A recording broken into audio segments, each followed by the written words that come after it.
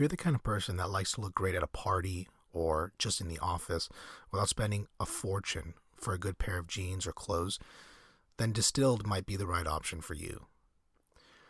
Distilled offers premium denim and essentials at an affordable price. Their products cost just one third, of what other premium brands charge because Distilled refuses to work with middlemen, bringing savings directly to you. So they utilize the same fabrics, the same factories, and the same wash houses that the best brands and designers use, but they skip the markups and they skip the middlemen, and so the result is pure, unadulterated denim without the retail runaround.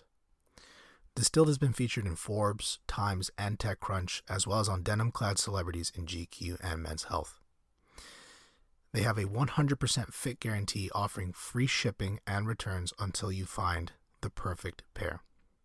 I mean, what's not to love about that? So, of course, I wouldn't be talking about Distilled if I didn't have a great promo for you. So just go to dstld.com and use promo code ASMR in all caps to get 10% off your first purchase. So again, that's dstld.com. Promo code ASMR at checkout. Once you sort of add something to your cart and you're checking out, on the right side, there's a box that says something like apply coupon or apply discount. Click on it, type in ASMR, boom, 10% off, no problems. That simple. So again, great products, great price, and you're getting a discount. And if you don't love it, free shipping, free returns, the whole shebang.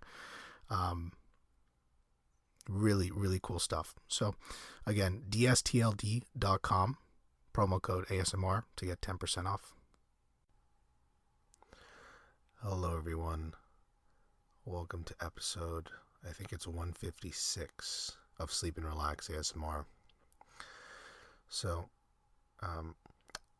this was a request that I got, I think it was a few weeks ago at this point, to read the Wikipedia page for H.P. Lovecraft. So that means we're going to be doing an ASM article, and the focus of the ASM article will be H.P. Lovecraft. For those of you unfamiliar with the series, I basically pick a person or an event or a place that kind of pops up on Wikipedia, and we read about it and we learn something new together. And for some of you, it'll be so boring it just puts you to sleep, and that's okay too. Again, this one was a request from a fan, so I'm happy that I'm finally able to get to it. And if anything, I'm sorry for taking so long to actually read H.P. Lovecraft's Wikipedia page. I may trim it because there's quite a bit of content on his Wikipedia page. But let's just get into it, and we'll see how far we go.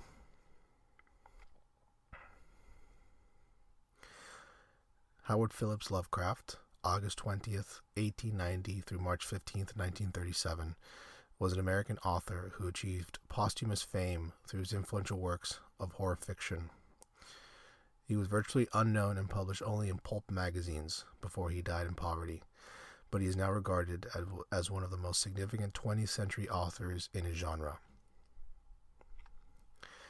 Lovecraft was born in Providence, Rhode Island, where he spent most of his life.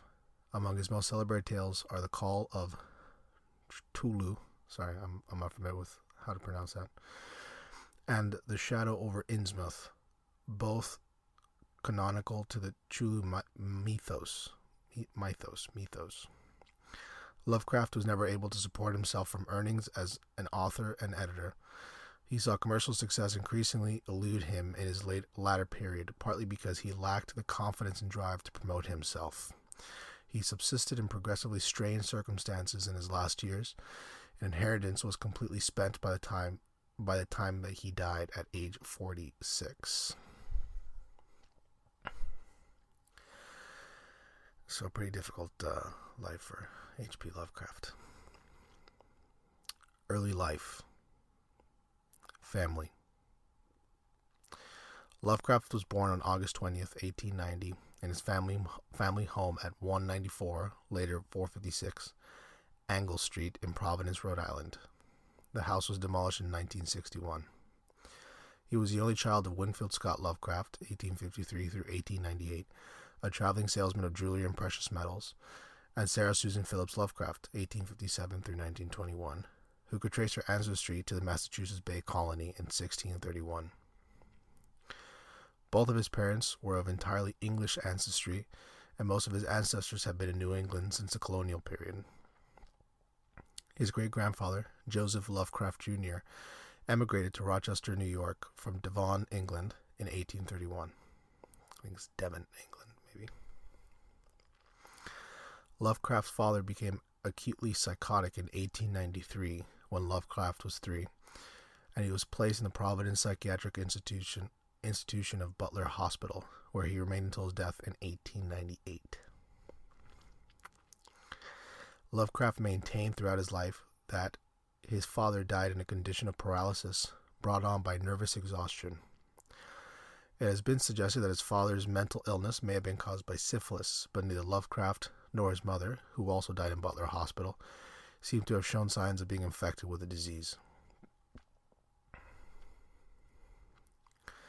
After his father's hospitalization, Lovecraft was raised by his mother, his maternal aunts Lillian Delora Phillips and Annie Emmeline Phillips, and his maternal grandfather, Whipple Van Buren Phillips, an American businessman. All 5 resided together in the family home. Lovecraft was a prodigy, reciting poetry at the age of 3 and writing complete poems by 6. His grandfather encouraged his reading, providing him with classics such as 1001 Nights, Thomas Bulfinch's Age of Fable, and children versions of the Iliad and the Odyssey. His grandfather also stirred the boy's interest in the weird by telling him his own original tales of Gothic horror.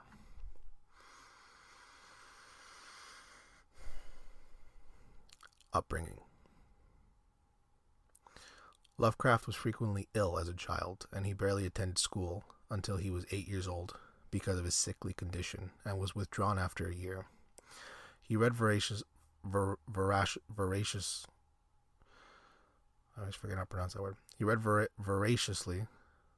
during this period and became especially enamored of chemistry and astronomy. He produced several hectographed publications with a limited circulation beginning in 1899 with the Scientific Gazette. 4 years later, he returned to public school at Hope High School. Beginning in his early life, Lovecraft is believed to have suffered from sleep paralysis, a form of parasomnia.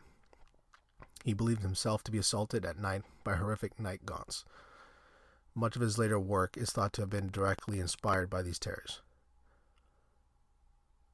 His grandfather's death in 1904 greatly affected Lovecraft's life. Mismanagement of his estate left his family in a poor financial situation, and they were forced to move into much smaller accommodations at 1598, now a duplex at 1598 through 600 Angle Street. He is said to have suffered in 1908, prior to his high school graduation, what he later discovered as a nervous breakdown, and consequently never received his high school diploma. S.T. Josh suggests in his biography of Lovecraft that a primary cause for his breakdown was his difficulty in higher mathematics, a subject that he needed to master to become a professional astronomer.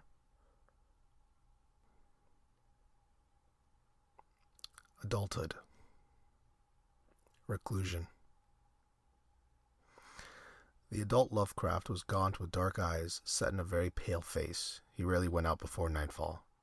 For 5 years after leaving school, he lived an isolated existence with his mother, primarily writing poetry without seeking employment or new social contacts.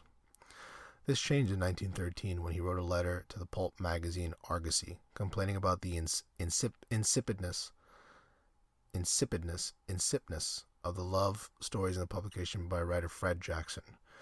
The ensuing debate in the magazine's letters column caught the eye of Edward F. Doss, president of the United Amateur Press Association, who invited Lovecraft to join the organization in 1914.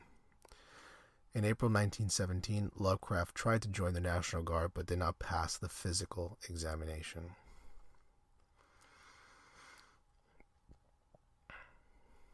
Writing.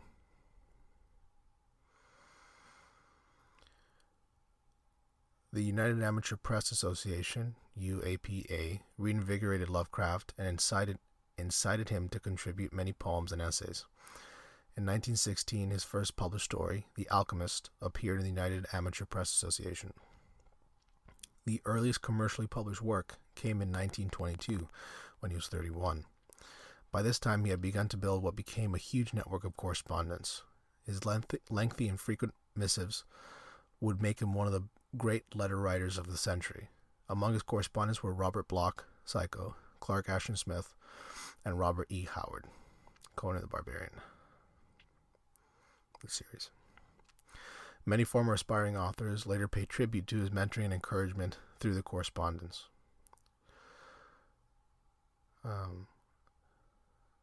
did I leave off here? Death of mother. In 1919, after suffering from hysteria and depression for a long period of time, Lovecraft's mother was committed to Butler Hospital, the mental institution where her husband had died. Nevertheless, she wrote frequent letters to Lovecraft, and they remained close until her death on May 24, 1921, the result of complications from gallbladder surgery. Marriage and New York.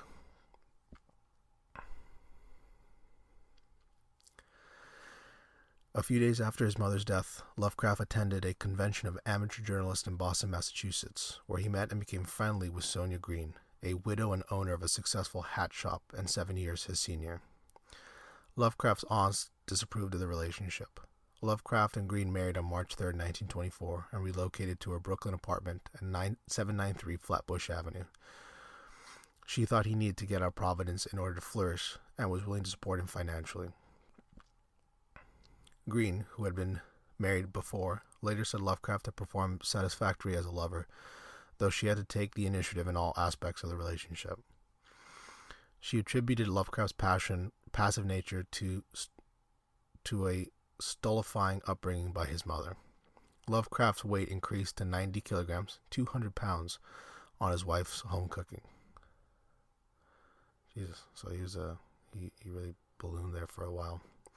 He was enthralled by New York, and in what was formerly dubbed the Calum Club, he acquired a group of encouraging intellectual and literary friends who urged him to submit stories to Weird Tales editor Edwin Baird. Stories to Weird Tales. Editor Edwin Baird accepted many otherworldly dream cycle Lovecraft stories for the ailing publication, though they were heavily criticized by a section of the readership. Established informally some years before Lovecraft lived in New York, the core Calum Club members were boys' adventure novelist Henry Everett McNeill, the lawyer and anarchist writer James Ferdinand Morton Jr., and the poet Reinhard Kleiner.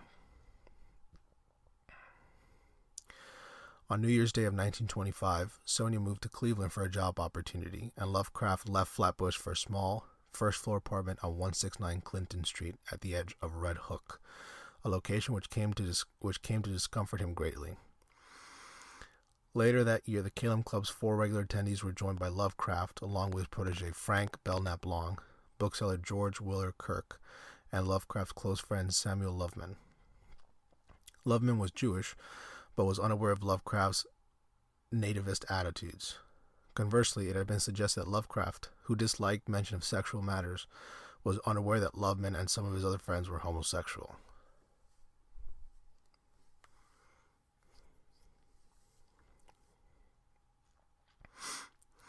Financial difficulties. Not long after the marriage, Green lost her business and her assets disappeared in a bank failure. She also became ill. Lovecraft made efforts to support his wife through regular jobs, but his lack of previous work experience meant he lacked proven marketable skills.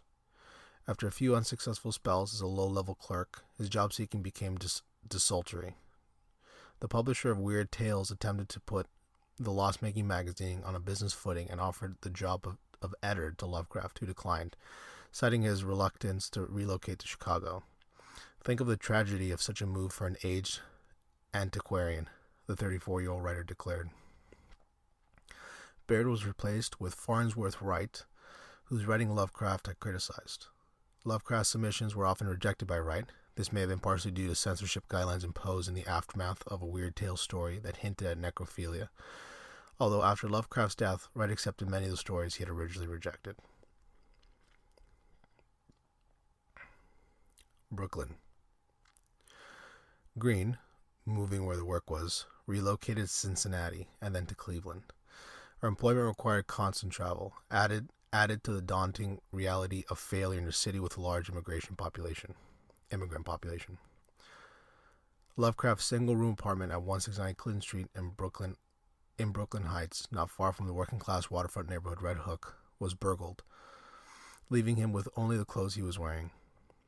In August 1925, he wrote The Horror at Red Hook, and he, in the latter of which the narrator says, "My coming to New York had been a mistake, for whereas I had been looked for poignant wonder and inspiration, I had found instead only a sense of horror and oppression which threatened to master, paralyze, and annihilate me." It was around this time he wrote the outline for The Call of Tulu. I'm so sorry, I don't know how to pronounce that. I should have looked it up before. With its theme of the insignificance of all humanity. In the bibliographical study of H.P. Lovecraft, Against the World, Against Life, author Mitchell Houellebecq suggested that the misfortunes fed Lovecraft's central motivation as a writer, which he said was racial resentment.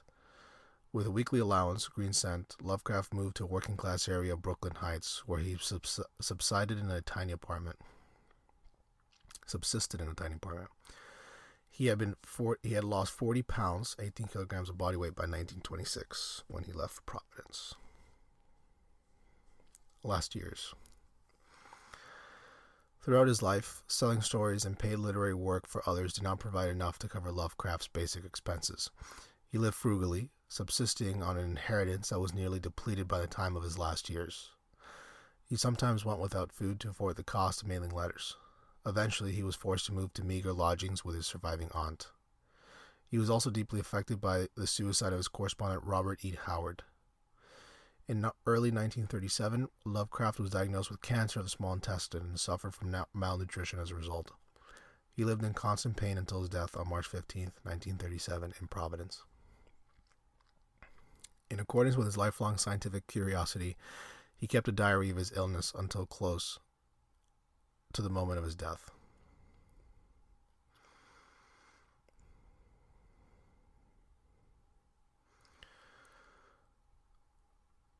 Themes. Several themes recur in Lovecraft stories. First one I see here, first section I suppose, is forbidden knowledge. Forbidden, dark, veiled knowledge is a central theme in many of Lovecraft's works. Many of his characters are driven by curiosity or scientific endeavor, and in many of his stories, the knowledge they uncover proves Promethean in nature, either filling the seeker with regret for what they have learned, destroying them psychologically, or completely destroying the person who holds the knowledge. Some critics argue that this theme is a reflection of Lovecraft's contempt of the world around him, causing him to search inwardly for knowledge and inspiration. Non-human influences on humanity. The beings of Lovecraft's mythos often have human servants. Cthulhu, for instance, is worshipped under various names by cults, among both the Greenlandic Inuit and voodoo circles of Louisiana and in many other parts of the world.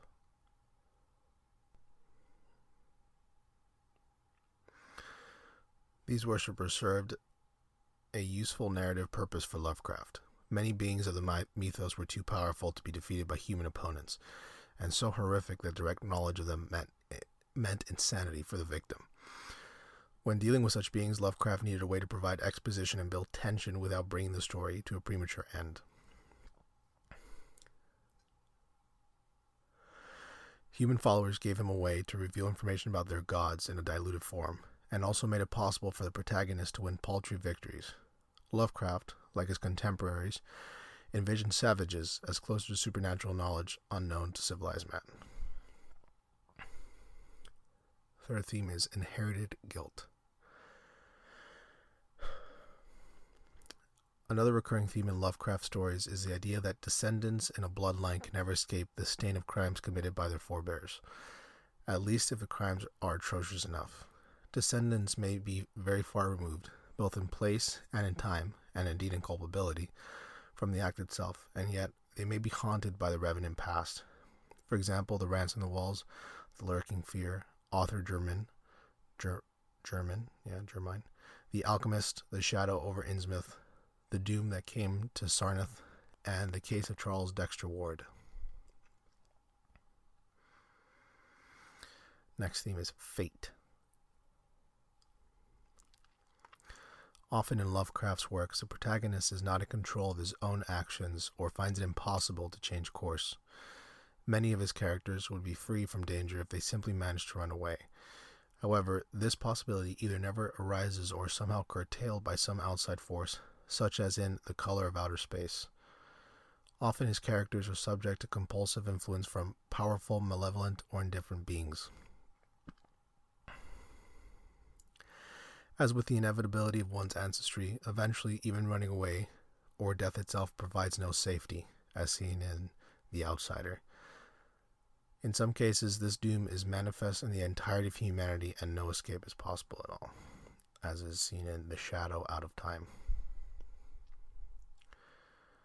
Civilization under threat.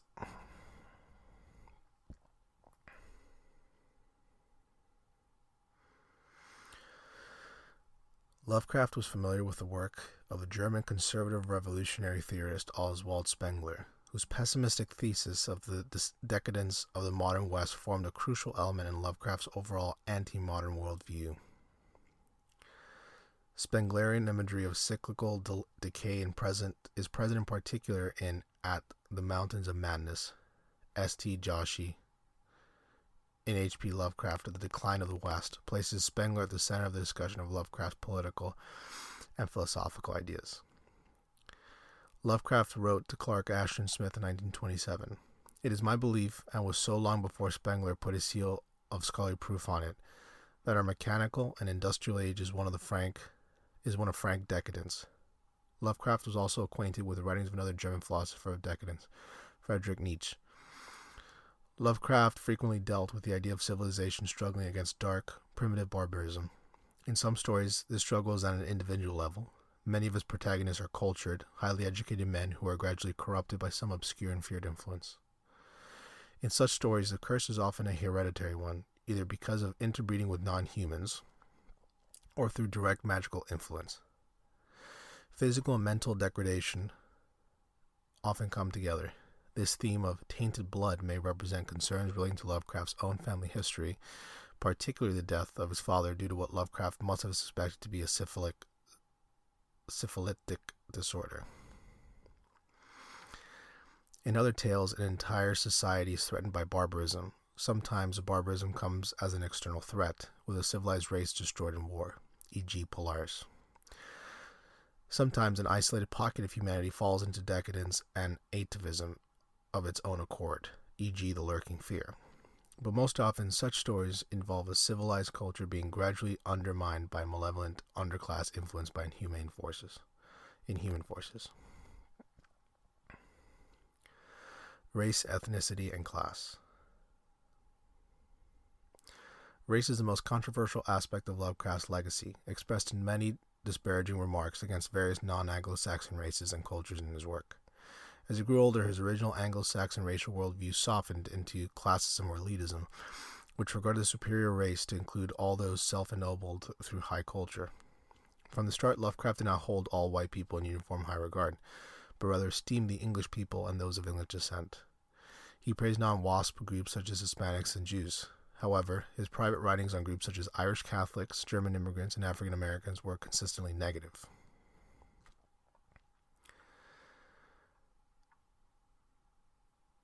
Some have interpreted his racial attitude as being more cultural than brutally biological. Lovecraft shows sympathy to those who adopted Western culture, even to the extent of marrying a Jewish woman whom he viewed as well assimilated. While Lovecraft's racial attitude has been seen as directly influenced by society of his day, especially the New England society he grew up in, his racism appeared stronger than the general popular viewpoint. Some researchers also note that his racial views failed to change with those of American society. Risks of a scientific era. At the turn of the 20th century, humanity's increased reliance upon science was both opening new worlds and solidifying understanding of ours.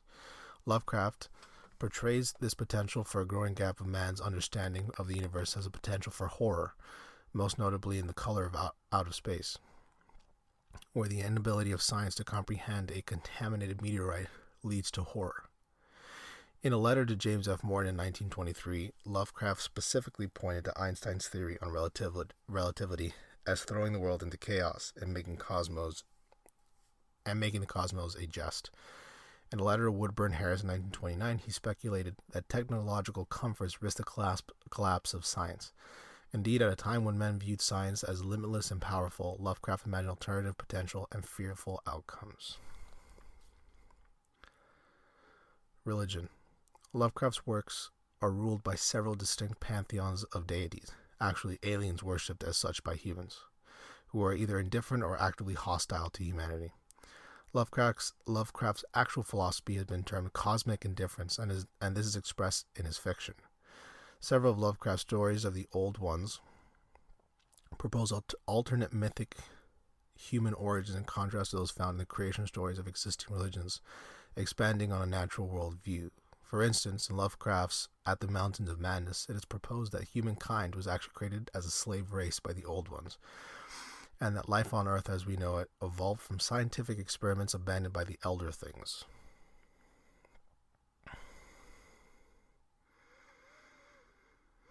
Superstition. In 1926, famed magician and escapist Harry Houdini asked Lovecraft to ghostwrite a treatise exploring the topic of superstition. Houdini's unexpected death later that year halted the project, but the cancer of superstition was partially completed by Lovecraft along with collaborator C.M. Eddy Jr. A previously unknown manuscript of the work was discovered in 2016 in a collection owned by a magic shop. The book states all superstitious beliefs are relics of a common prehistoric ignorance in humans, and goes on to explore various superstitious beliefs in different cultures at times. And I think we'll leave it there, because I think this episode already has been going on for 24 or 25 minutes. So I hope you guys had fun exploring and learning about H.P. Lovecraft in this ASM article. If you have suggestions on what I should read next, send a quick email to hello@sleepandrelaxasmr.com. I encourage you to check out our newsletter, sign up for our newsletter, and check out our Patreon page. Newsletter subscribers and Patreon backers get first dibs on what episodes the show makes heading forward, because we've been getting so many requests. It's only fair to give newsletter subscribers and Patreon backers the first call, let's say, or the first choice. But yeah, for more details, you can also check out our website, which is sleepandrelaxasmr.com. That's all for this episode. Thanks for listening. And until next time, take care. Thanks again for listening to this episode of Sleep and Relax ASMR. This is just a friendly reminder. If you visit dstld.com and use promo code ASMR checkout, you're going to get 10% off your first order. And that's just because you're a great listener of the show. So that's distilled. It's dstld.com, promo code ASMR, 10% off your first order. Thanks again, and take care.